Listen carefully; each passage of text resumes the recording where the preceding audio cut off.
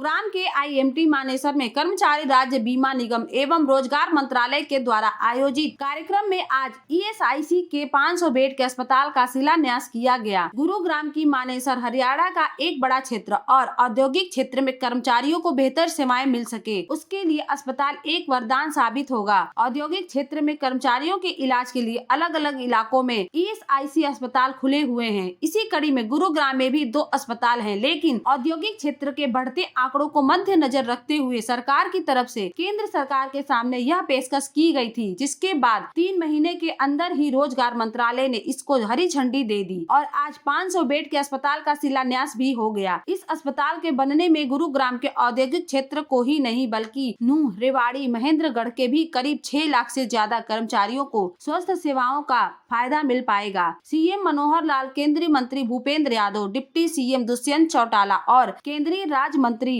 रामेश्वर तेली के साथ राज्य मंत्री अनूप धानक भी शिलान्यास के समय मौजूद रहे। भारत सरकार के हमारे माननीय श्रम एवं रोजगार, पर्यावरण, वन, जलवायु परिवर्तन के केंद्रीय मंत्री श्री भूपेंद्र यादव जी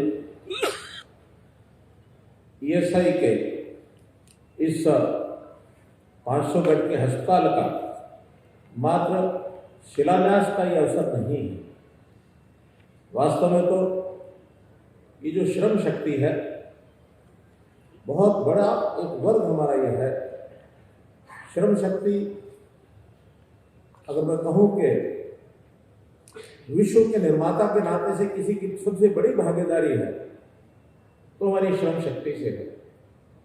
सुई से जहाज तक बनाने में, निर्माण करने में इस श्रम शक्ति का एक बहुत बड़ा योगदान होता है। इस श्रम शक्ति के खुशहाली के लिए, इसकी हर प्रकार की चिंता करने के लिए व्यवस्था को आगे आना होता है। तो आज ये 500 बेड का जो हॉस्पिटल है, इसके शिलान्यास का मतलब इस श्रम शक्ति का विश्वास जगाना है कि हमारी भी चिंता पूरे प्रकार से होगी, चाहे वो केंद्र सरकार है, अलग अलग विभाग हैं, चाहे हरियाणा सरकार है, अलग अलग विभाग हैं, सभी को इन चीज़ों के लिए और हम लोग तैयार रखते हैं कि समाज का वो वर्ग जो किन्हीं कारणों से कठिनाइयाँ अपने जीवन यापन को। सर, हॉस्पिटल के बारे में, जो नर्सिंग हॉस्पिटल बहुत बड़ी सौगात मानेसर के लिए है, जहाँ 6 लाख से ऊपर रजिस्टर्ड इंश्योरेंस पर्सन है यहाँ पर, और इस पूरे क्षेत्र को एक नई दिशा ये हॉस्पिटल देगा। साथ में केंद्र ने जो हमारी नर्सिंग कॉलेज की मांग मानी है, तुरंत उसके लिए भी लैंड एलोकेट हम करेंगे इसी के एडजॉइनिंग, जिससे यहाँ पर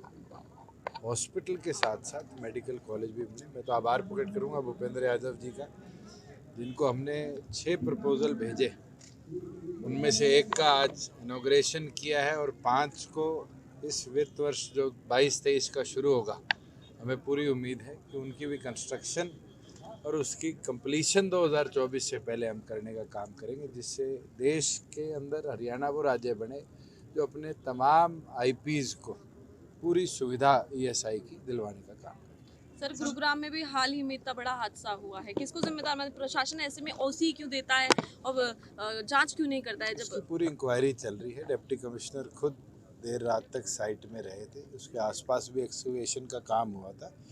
जैसे डिटेल्ड रिपोर्ट आएगी वो आपके साथ भी हम साझी करेंगे और जो जिम्मेवार लोग हैं सख्त कार्रवाई उनके। सर, पहले भी 2 महीने पहले भी उस पर छज्जा गिरा था, क्या कार्रवाई हुई थी? 2 महीने पहले छज्जा गिरा था। 2018 से वो लोग शिकायत करा रहे हैं, लेकिन बार बार जो है उनको बस भगाया जा रहा है कि कोई मरा नहीं है, मरा नहीं है। आसपास की अनेक बिल्डिंग ऐसी हैं जिनकी हालत जर्जर हो चुकी है, क्या ऐसी बिल्डिंगों की जांच कराई जाएगी? अभी आपको कह के हटा हूँ कि एक डिटेल्ड रिपोर्ट इस पे मांगी गई है और आगे ऐसे डिजास्टर ना हो उसके लिए हमें आज OCs के नियमों के अंदर भी परिवर्तन करना पड़ेगा और समय अनुसार, क्योंकि हाई राइजेस का एक प्रचलन बड़ा है और आज फायर सेफ्टी और ये चीज़ें भी हमने इम्प्रूव करी है। पीछे मेरे पास फरीदाबाद के भी लोग आए थे, जहाँ 7 माले से ऊपर को फायर सेफ्टी की फायर ब्रिगेड भी नहीं थी और GMDA और FMDA ने दोनों ने मिलकर आज अति आधुनिक फायर सर्विसेज का भी काम किया। सर मगर इस तरह की घटना होना और जिस तरीके से कॉन्ट्रैक्टर कौन था, बिल्डर कौन था, ये सारी डिटेल्स जब ऑन पेपर आएंगी तो ही हम बेहतर इस पे चर्चा आपसे करेंगे। क्या अधिकारियों पर भी कार्रवाई की जाएगी जिस तरह से बिल्कुल, अगर जिस अधिकारी ने ओसी दी है और जिस जगह से जहाँ 6 लाख से ऊपर रजिस्टर्ड इंश्योरेंस पर्सन है यहाँ पर, और इस पूरे क्षेत्र को एक नई दिशा ये हॉस्पिटल देगा। साथ में केंद्र ने जो हमारी नर्सिंग कॉलेज की मांग मानी है, तुरंत उसके लिए भी लैंड एलोकेट हम करेंगे इसी के एडजॉइनिंग, जिससे यहाँ पर हॉस्पिटल के साथ साथ मेडिकल कॉलेज भी बने। मैं तो आभार प्रकट करूँगा भूपेंद्र यादव जी का, जिनको हमने 6 प्रपोजल भेजे, उनमें से एक का आज इनॉग्रेशन किया है और 5 को इस वित्त वर्ष जो 22-23 का शुरू होगा, हमें पूरी उम्मीद है कि उनकी भी कंस्ट्रक्शन और उसकी कंप्लीशन 2024 से पहले हम करने का काम करेंगे, जिससे देश के अंदर हरियाणा वो राज्य बने जो अपने तमाम आईपीज को पूरी सुविधा ईएसआई की दिलवाने का काम करें। सर गुरुग्राम में भी हाल ही में इतना बड़ा हादसा हुआ है, किसको जिम्मेदार मानते हैं? प्रशासन ऐसे में ओसी क्यों देता है और जांच क्यों नहीं करता है? इसकी जब पूरी इंक्वायरी चल रही है, डिप्टी कमिश्नर खुद देर रात तक साइट में रहे थे, उसके आसपास भी एक्सकवेशन का काम हुआ था। जैसे डिटेल्ड रिपोर्ट आएगी वो आपके साथ भी हम साझी करेंगे और जो जिम्मेवार लोग हैं सख्त कार्रवाई उनके सर ऊपर। पहले भी 2 महीने पहले भी उस पर छज्जा गिरा था, क्या कार्रवाई हुई थी? 2 महीने पहले सर, छज्जा गिरा था। 2018 से वो लोग शिकायत करा रहे हैं, लेकिन बार बार जो है उनको और बस ये भगाया पहली जा रहा है कि बिल्डिंग कोई नहीं है मरा सर, नहीं उसके है, मरा नहीं है। आसपास की 4 अनेक बिल्डिंग ऐसी हैं जिनकी हालत जर्जर हो चुकी है, क्या ऐसी बिल्डिंगों की जांच कराई जाएगी? अभी आपको कह के हटा हूँ कि एक डिटेल्ड रिपोर्ट इस पे मांगी गई है और आगे ऐसे डिजास्टर ना हो उसके लिए हमें आज ओसीज के नियमों के अंदर भी परिवर्तन करना पड़ेगा और समय अनुसार, क्योंकि हाई राइजेस का एक प्रचलन बड़ा है और आज फायर सेफ्टी और ये चीज़ें भी हमने इम्प्रूव करी है। पीछे मेरे पास फरीदाबाद के भी लोग आए थे जहाँ 7 माले से ऊपर को फायर सेफ्टी की फायर ब्रिगेड भी नहीं थी और जीएमडीए और एफएमडीए ने दोनों ने मिलकर आज अति आधुनिक फायर सर्विसेज का भी काम किया।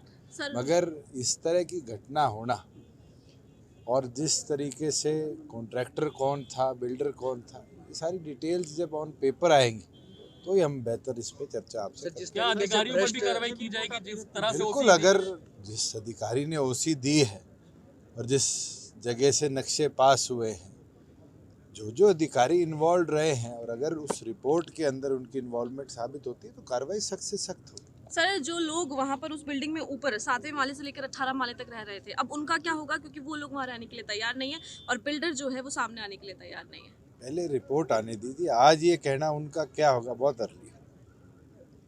कर्मचारी राज्य बीमा निगम की तरफ से इस अस्पताल का निर्माण जल्द पूरा किया जाएगा। इसकी रूपरेखा पूर्ण तरीके से तैयार हो चुकी है। यही नहीं, मल्टी स्पेशलिस्ट अस्पताल हरियाणा में ईएसआईसी अस्पतालों में होगा। आईएमटी मानेसर एसोसिएशन के उद्योगपतियों ने भी इस बात को माना है कि इस अस्पताल में काफी समय से जरूरत थी और अब अस्पताल का निर्माण कार्य शुरू है तो इससे एक बड़ी राहत आने वाले दिनों में कर्मचारियों को मिलेगी।